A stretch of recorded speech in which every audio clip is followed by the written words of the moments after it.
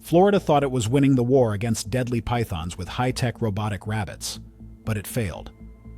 Florida's Everglades are still being eaten alive. After every trap and hunter failed, officials in Florida quietly launched a secret project hidden from public. They released thousands of honey badgers into the heart of the Everglades, and to most it sounded like another internet hoax, too wild even for the Sunshine State. But almost immediately, something strange started to happen deep in the Everglades. Reports of missing pythons, claw marks, and quiet government cleanups are raising serious questions. Hunter reports whispered of something tearing through nests before they even arrived. Even Governor Ron DeSantis has been briefed on unusual environmental developments. And if the rumors are true, the result might shock just scientists, but the world. Robo-rabbit collapse. The origin is short, and it's ugly. In the 1970s, Burmese pythons were glamorous pets with shimmering patterned scales, shown off like a trophy, until they grew into 20-foot muscle coils that owners couldn't handle. Some were lost during hurricanes, others were released, and by the early 1980s, reports of enormous snakes near the Everglades started spreading. The catastrophe exploded in 1992 when Hurricane Andrew tore open reptile breeding centers, setting hundreds of snakes free, and the swamp turned into paradise. Heat, humidity, hiding spots, and endless prey. A single female could lay up to 100 eggs, and the invasion became self-fueling. Then, Florida tried to fight back, and the failure wasn't quick. It was slow, expensive, and humiliating. First came the emergency programs, the kind that looked bold on paper and weak in the mud. The Florida Fish and Wildlife Conservation Commission hired hunters, launched bounty rewards, and called in anyone brave enough to join the fight. The Python Challenge pulled in thrill seekers with snake hooks and headlamps, and the photos of wins spread like trophies. But the consequence was immediate. For every python dragged out, dozens more stayed unseen. It was like trying to drain the ocean with a single bucket, and that realization hit like panic. The Everglades was too vast, too wild, and the pythons were too perfectly built for hiding. So the war escalated into technology, because humans always reach for machines when nature starts winning. Drones scanned marshes from above, trying to turn a swamp into a grid. Scientists fitted certain snakes with GPS trackers, Judith snakes, hoping they'd unknowingly lead hunters to others during mating season, like bait with a heartbeat. Environmental DNA tests joined the hunt, combing water samples for invisible traces of the invaders. It sounded clinical and powerful, like progress had finally arrived. But the failure kept repeating. For every nest destroyed, several more went unnoticed, and the numbers stayed grim. This is where the story truly gets weird. The engineers and biologists built what they believed was the perfect solution: the robo-rabbit. These solar-powered decoys moved, emitted heat identical to a real rabbit, released synthetic musk, and even twitched to simulate life. Each unit cost nearly $4,000 and included cameras, transmitters, and solar panels. Scientists deployed 120 of them in known Burmese python hotspots, hoping to lure snakes into monitored zones for removal. At first, it worked. Pythons struck the decoys, cameras triggered, and capture teams moved in successfully. But by day 3, the flaw became obvious. Alligators were also attracted to the heat and movement. They began attacking and destroying the robots with ease. As alligators learned the locations, they wiped out dozens of decoys. Pythons, sensing the larger predators, stopped approaching altogether. The traps became useless, the equipment was destroyed, and the snakes adapted. What started as a breakthrough quickly collapsed. The Robo-Rabbit project ultimately failed. Millions of dollars poured into the effort, and the snakes weren't just surviving, they were thriving. That's the kind of domination that doesn't just beat you, it teaches you you're small. Eventually, researchers at the University of Florida admitted what nobody wanted to hear: eradication was impossible. That admission wasn't a strategy shift, it was a psychological collapse. The mission quietly moved from elimination to containment, and Florida wasn't fighting to win anymore. It was fighting to endure. And as the war dragged on, something twisted happened. Fear bled into fascination. Tourists flocked to watch hunts and pose beside monstrous snakes, and the spectacle went viral, turning tragedy into a kind of attraction. But beneath the spectacle, frustration deepened, because every triumphant photo just underlined how unstoppable the pythons had become. Even veteran biologists were saying the quiet part out loud. This wasn't a war for victory anymore, just a desperate effort to slow the inevitable. The Everglades became a cautionary tale, and when people feel that kind of helplessness, they start reaching for reckless ideas.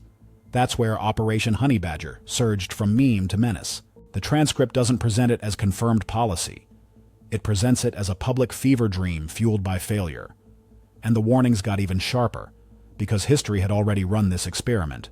Australia tried to fix beetles with cane toads, and the toads ignored the beetles while poisoning everything that tried to eat them, spreading into a catastrophe measured in billions. Farmers introduced mongooses to hunt rats, and the mongooses hunted during the day, while rats came out at night.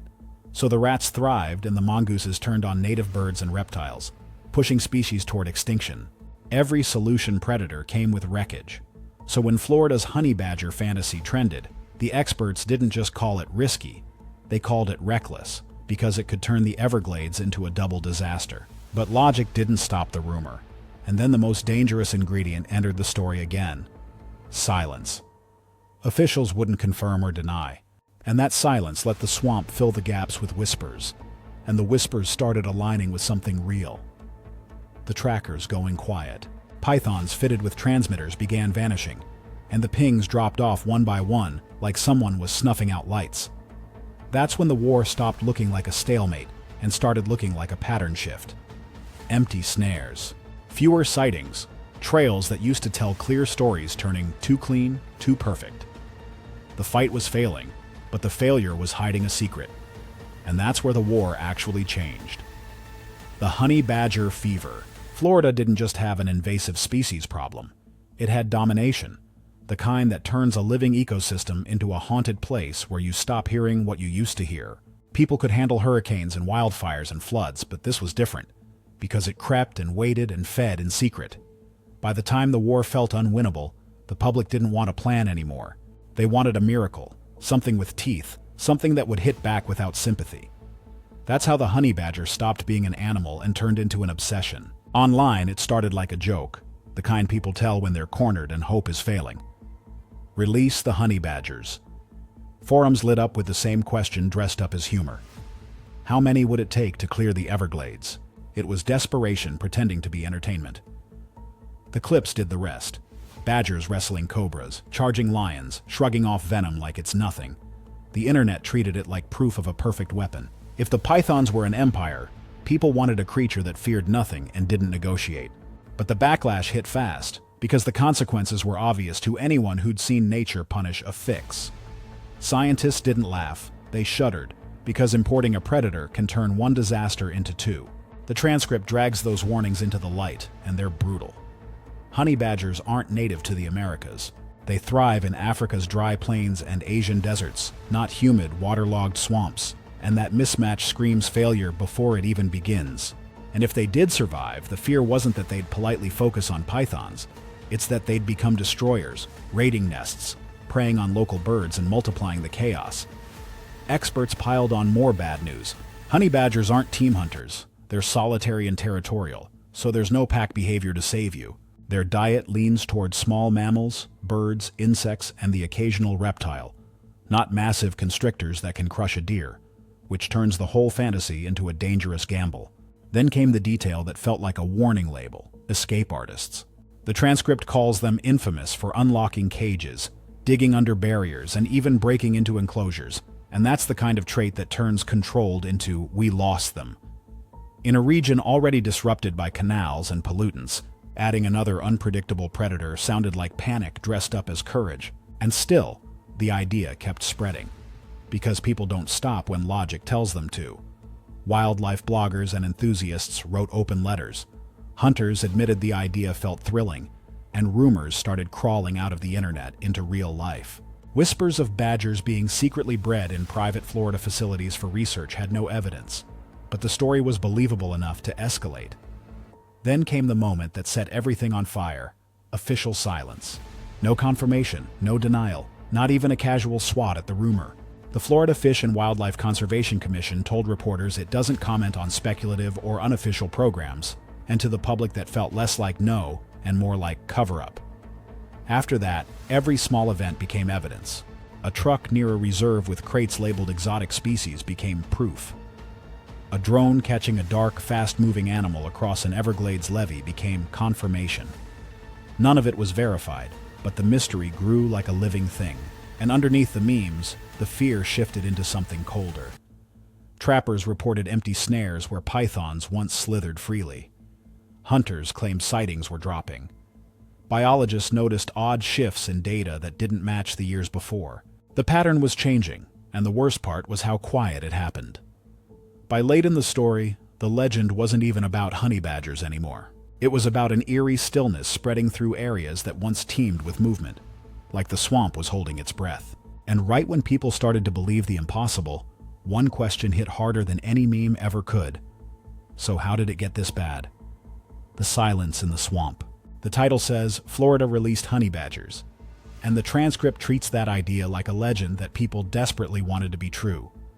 What it gives you, instead, is a sequence of eerie signals that made the joke feel dangerous. It starts with the silence spreading through the southern Everglades, the kind of quiet that doesn't feel peaceful.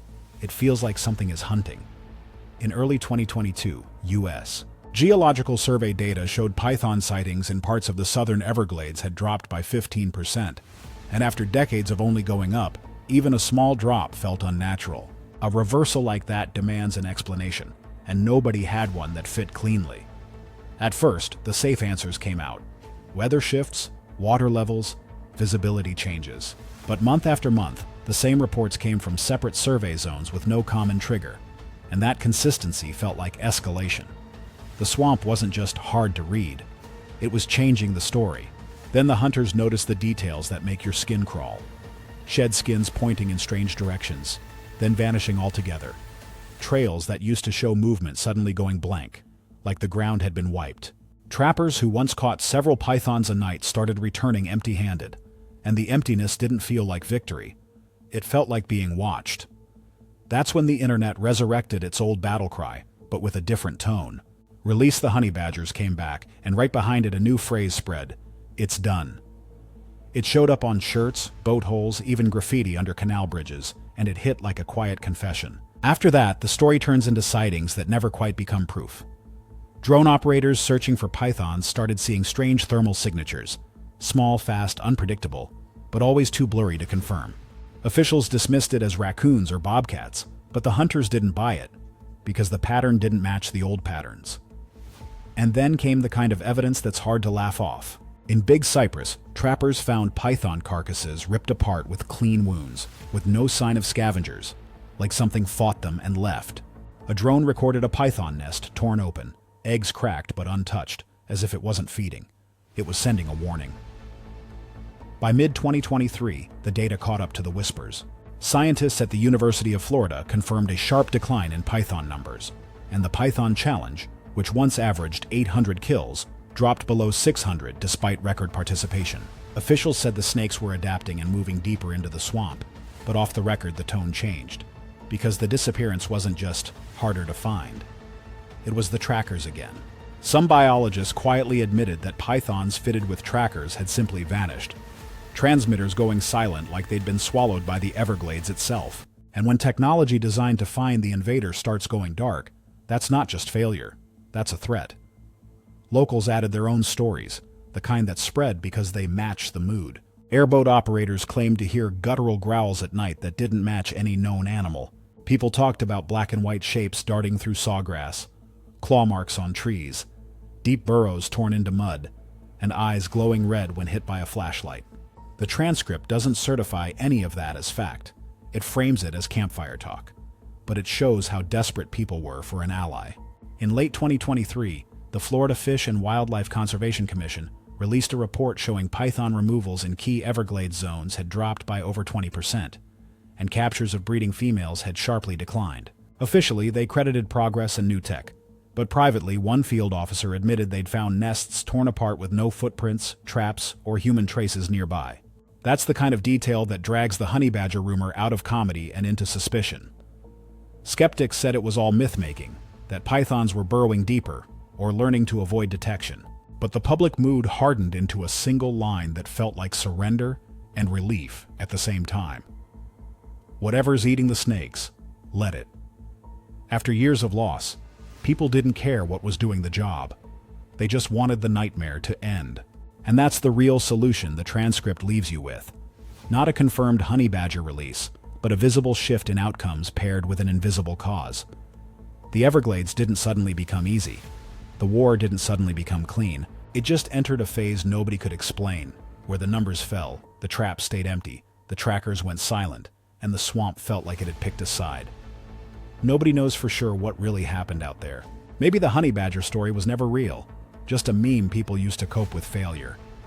Or maybe the most dangerous question in the transcript is the one it ends on. What have we unleashed, trying to fix what we broke? If Operation Honey Badger was ever more than a joke, would you want the truth exposed? Or would you leave it buried if it's finally cutting the python domination down? Tell me what you think is really happening in the Everglades. And if you want more stories where the pattern shifts and the truth stays just out of reach, hit like and subscribe.